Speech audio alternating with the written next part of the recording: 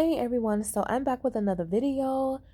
I'm currently decorating for Halloween and I just wanted to stop in because I had a few more things to say when it comes to this Olandria situation. Also, happy Halloween to you all out there. Happy Hoodoo Heritage Month as well. So let's get right into the video. Now, another thing that I wanted to point out is that when it comes to non-Black women, they will feel comfortable with dating Black men because if they just so happen to have a child or children by those Black men, they expect for Black women to step up to the plate and other or that man himself and other Black people to take that child in and teach them about their Blackness and how to be proud when it comes to being Black. Meanwhile, they may have came from a racist background, they may have indulged in racism themselves, and so they feel like, hey, I'm not going to hold my own people accountable because guess what? I'll be disowned. I'm already disowned because I've stepped outside of what my family have told me to go deal with a Black person, right?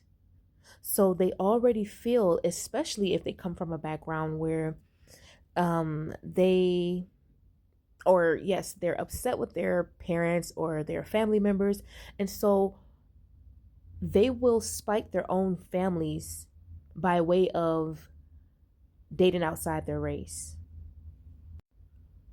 However, they don't feel responsible when it comes to teaching that said child about the racial hierarchies that people tend to project onto other people. They're not going to be honest and say, hey,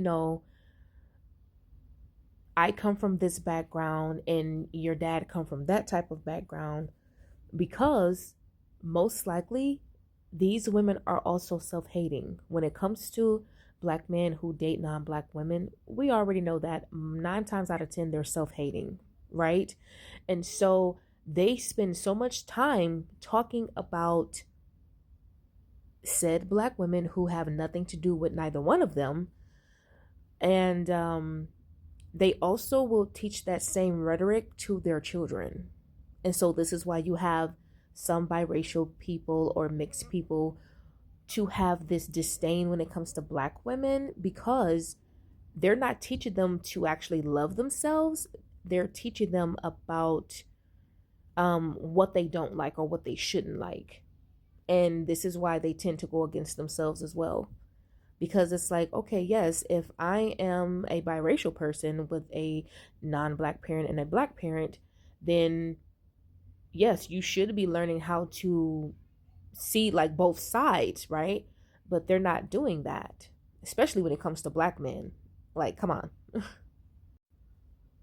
Also, a lot of these types of women, they will be in competition with their daughters because they know deep down inside that the daughters will eventually learn the truth about them.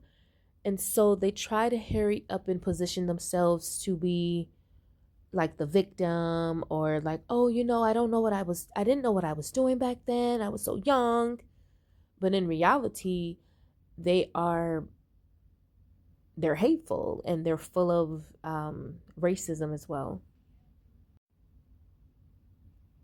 Sometimes they will teach their daughters to believe that they are better than Black women. So this is where you have the mixed people who will, or biracial people, mixed people who will feel like, hey, I'm Black, but I'm not that Black. I'm a better type of Black. You feel what I'm saying?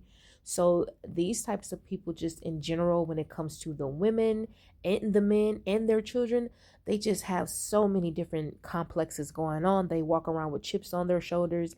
And I think for Black women, it's best to not engage with these types of people, because a lot of the time they're full of ignorance, self-loathing, self-hatred, and the presence of a beautiful Black woman will trigger them every time, right?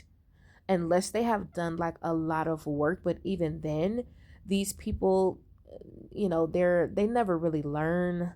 So it's not Black women's responsibility to say, hey, I can teach you, hey, I can help you. No, just leave them to themselves. And, I would say disassociate. If you do have these people around you in your family, um, yeah, I would say they need to do their own work. They need to get out there.